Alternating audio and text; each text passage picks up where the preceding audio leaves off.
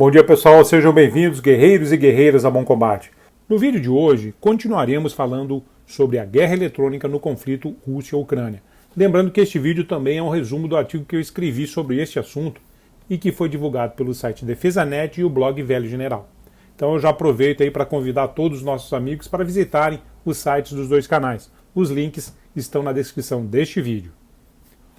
O conflito entre Rússia e Ucrânia deixou clara a diferença entre a capacidade militar dos dois países. É por este motivo que o suporte oferecido à Ucrânia pelos países membros da OTAN ganhou tanta importância, especialmente as armas de alta precisão. O HIMARS, as bombas inteligentes GEDAM e o projétil Excalibur surgiram como sinal de esperança quando se planejava uma contraofensiva ucraniana no leste do país no início de 2023, pois as armas de precisão provaram ser extremamente eficazes, ou como dizem os ucranianos, um tiro, um acerto. No entanto, essa euforia inicial mudou em março de 2023. Os projéteis Excalibur começaram a explodir no ar ou simplesmente falharam em acertar os seus alvos. O próprio ministro da Defesa ucraniano, Oleksiy Reznikov, ressaltou o problema, destacando que a guerra eletrônica russa estava interferindo nos sistemas de navegação orientados por GPS. A surpresa tecnológica da OTAN foi superada pela guerra eletrônica russa. Mas como funcionam as armas de precisão? Primeiro precisamos entender o conceito de erro circular provável, ECP, a medida da precisão de um armamento. O ECP é o raio de um círculo dentro do qual estima-se que 50% dos impactos de uma arma ocorrerão. Quanto menor o ECP, maior a precisão. Desde a Segunda Guerra Mundial, o ECP dos sistemas de armas tem diminuído progressivamente, de 1.000 metros para o bombardeiro B-17, 61 metros para o F-16, 3 metros para o caça-furtivo F-117 e, atualmente, menos de 1 metro, 90 centímetros, para um F-35, utilizando uma bomba Spice 250. E trazendo para a realidade da Força Aérea Brasileira, a bomba Spice, que será incluída no arsenal do F-39 Gripen, é uma bomba que pesa 250 libras, com um ECP máximo de 3 metros. Vejamos o funcionamento das armas de precisão mais importantes para o esforço ucraniano. O HIMARS é o sistema de lançamento de foguetes de alta mobilidade, produzido pela Lockheed Martin americana. O HIMARS possui uma tripulação de 3 militares e pode ser transportado pelo Hércules C-130. A Ucrânia incorporou 16 deles já em 2022 e é um lançador que pode utilizar diversos tipos de munição, todas guiadas por GPS. Essas munições que são os problemas para os russos. As munições que foram autorizadas para a Ucrânia são as de menor alcance. Temos a GMLRS, que são lançados 6 por vez, com alcance de 70 km, e o ATACMS, sistema de lançamento tático do Exército, que é lançado 1 por vez, com alcance de 300 km. Entretanto, o alcance aprovado para a Ucrânia é o alcance de 160 km.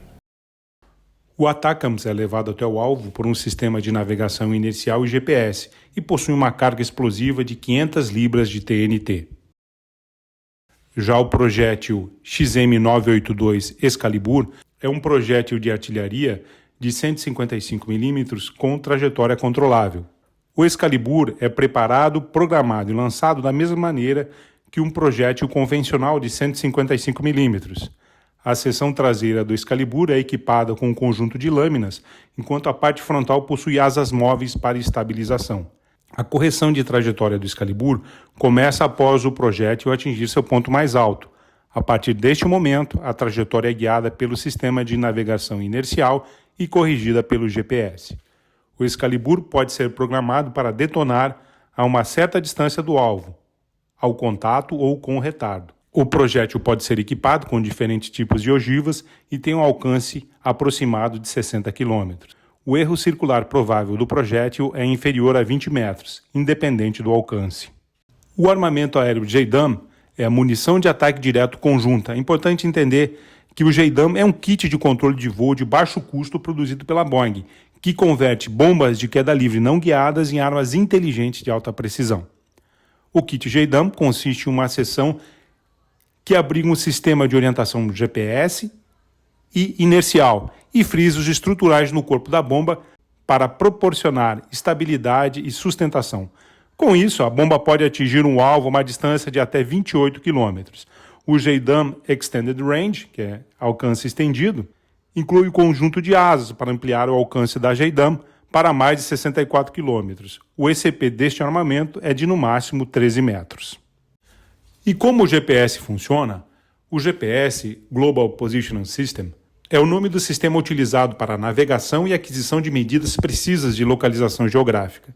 Foi desenvolvido e mantido em órbita pelo Departamento de Defesa do Governo dos Estados Unidos, inicialmente idealizado para uso militar e aberto para uso civil a partir da década de 1980. Atualmente, outros sistemas também estão em operação, como é o caso do sistema russo GLONASS, o sistema europeu Galileu e o sistema chinês Beidou. Cada satélite do sistema emite sinais de rádio de forma muito precisa, simultânea e ininterrupta. Os sinais de rádio utilizados para posicionamento global são enviados em frequências que operam na banda L, entre 1 GHz a 2 GHz. Esses sinais são transmitidos em fase e códigos de precisão, que só podem ser decodificados pelos receptores de uso militar, os quais, por este motivo, possuem maior precisão. Os códigos gerais de posicionamento são captados pelos receptores disponíveis no mercado para uso civil. Se o usuário estiver conectado a pelo menos 4 satélites, terá sua posição geográfica e altura.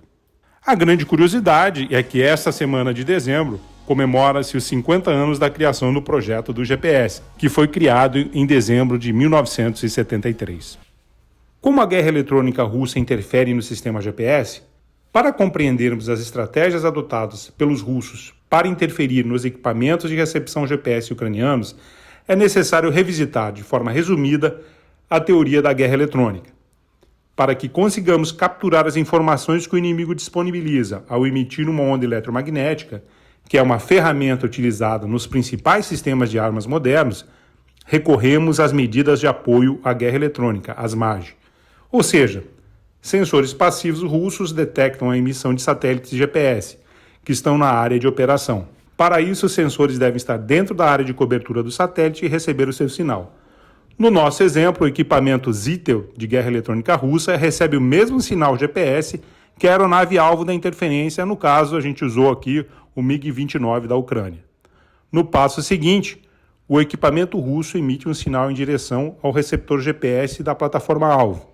Isso é conhecido como medida de ataque eletrônico, as MAI, e tem como objetivo impedir o uso adequado do sinal proveniente do satélite GPS, seja bloqueando o sinal ou enganando a plataforma ucraniana com informações falsas.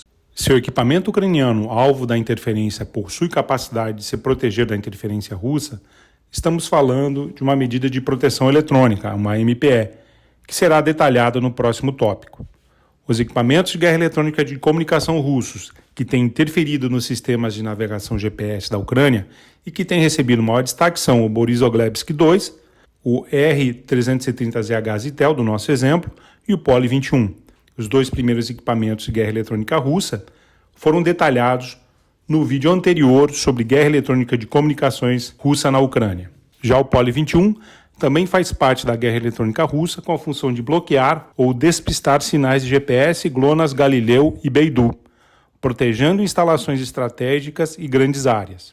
Possui a peculiaridade de poder ser instalado em torres de telefones móveis. Cada posto de guerra eletrônica é composto por um container e 3 módulos de antenas muito característicos, parecem antenas de celulares.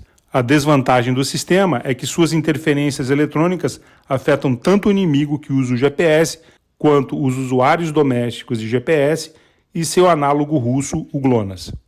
Os módulos de antenas têm sido vistos em torres de celular, prédios e postes, e a sua destruição pode ser vista em vários vídeos ucranianos. Como proteger a navegação GPS? As antenas modernas equipadas com varredura eletrônica possibilitaram a implementação de medidas de proteção eletrônica, as MPE, altamente eficazes contra sistemas que interferem na navegação por GPS. Apesar das diferenças de nomenclatura, os sistemas de proteção utilizam-se do fato de os sinais de satélite desejados e os sinais de interferência indesejados chegarem, geralmente, de direções diferentes. Ou seja, cria-se um filtro que elimina sinais que chegam do interferidor, enquanto deixa passar sinais provenientes do satélite, como podemos ver no vídeo. Os sinais que chegam das torres de interferência são anulados, esse valezinho que tem no diagrama do radar, enquanto os sinais do satélite são recebidos. É importante destacar que para se obter este nível de proteção eletrônica, os sistemas empregados não exigem que se faça nenhuma alteração no próprio receptor GPS. Simplesmente substitui-se a antena existente e alguns eletrônicos associados. Interferir no sinal GPS implica se expor ao inimigo. Na guerra eletrônica, emitir sinais é sinônimo de exposição ao inimigo. As forças russas não têm outra opção, pois se não neutralizarem os sistemas de navegação ucranianos, suas perdas serão substanciais. Trata-se de um risco calculado. O vídeo que está sendo mostrado agora ficou famoso. A Rússia monta um interferidor de GPS que é destruído por uma bomba guiada por GPS. Isso apenas demonstra a importância da guerra eletrônica no conflito Rússia e Ucrânia. É isso aí, pessoal. Curtam, compartilhem e acessem o nosso canal no Telegram para mais material sobre a guerra e não deixe de visitar os nossos parceiros DefesaNet e Velho General. Os links estão na descrição. E eu aproveito para desejar um Feliz Natal e um ótimo 2024 para todo o público do canal. Obrigado a todos, um forte abraço. O preço da liberdade é a eterna vigilância.